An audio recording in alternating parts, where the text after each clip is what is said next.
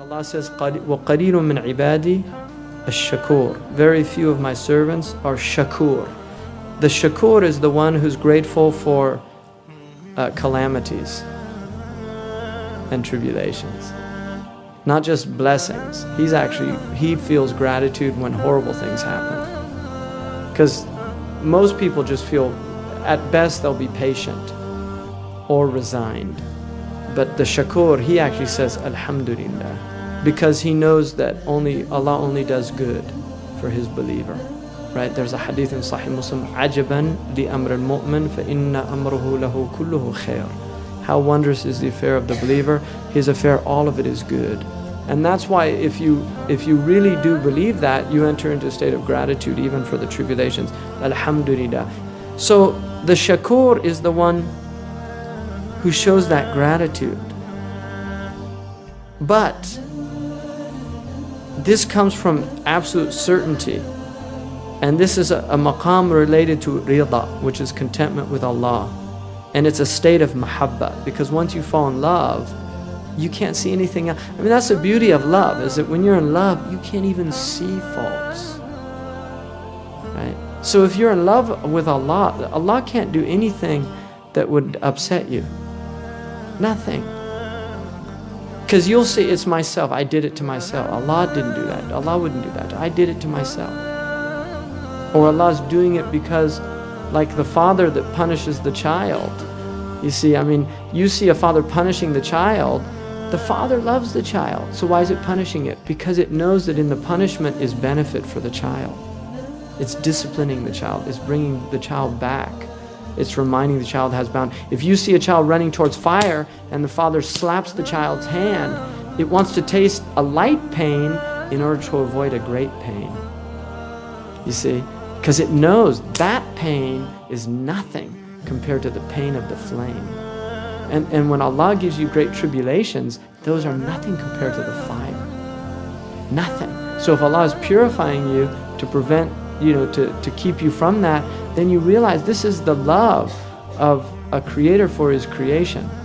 The Prophet ﷺ once saw a woman nursing her child, and he said to his Sahaba, "Do you think that this woman would throw her child into the fire?" And they said, "La wallahi ya Rasulullah," she would never do that. He said, Allah has more mercy for his servants than this woman for her child. Allahu arhamu bi'ibadihi min hadhihi li waladiha.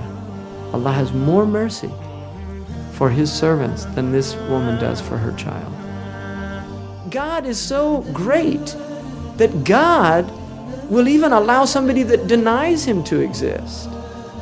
I mean, that's greatness. He'll feed him, nurture him, give him rain, keep his body healthy, give him a wife, children that love him. Allah will do all of that, and that person denies God's existence. All that does is it shows the greatness of God. Now, if you can't let that person survive, it's like there's a story, it's an apocryphal story, I don't know how accurate, but there's a wisdom, Imam al-Ghazali mentions it, about Ibrahim alayhi salam. One night, he never ate alone, Sayyidina Ibrahim, ever. He always found somebody to eat with. But one night he couldn't find anybody, he went out, found a man, and he brought him. He was a mushrik. And before the man ate, he blessed his food in the names of his idols. And when Ibrahim heard that, he said, "You can't eat any of my food, you're an idol worshiper, get out of here." The man left. And then Allah revealed to Ibrahim that man, I have been feeding him for 40 years and patient with his idolatry. You couldn't be patient with him for one meal? And so Ibrahim a.s. went and found that man and apologized to him and invited him back to his table. And the man asked him why, and he told him, and the man became Muslim. That's Islam. We can embrace them. You see, da'wah, what is da'wah in Arabic? What does that word mean, da'wah? It's an invitation. Now, if I put a gun to your head and say, you're coming to dinner tonight at my house, is that an invitation? Seriously, it's not, is it? That you're not inviting somebody, you're forcing them to come. La ikraha fid din. An invitation is only valid if you allow the person the possibility of refusing the invitation.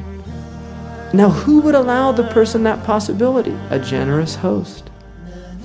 Allah has made a house, He called it Darul Islam, and He invited His creation to it, and He gave them the option to refuse to come to the house.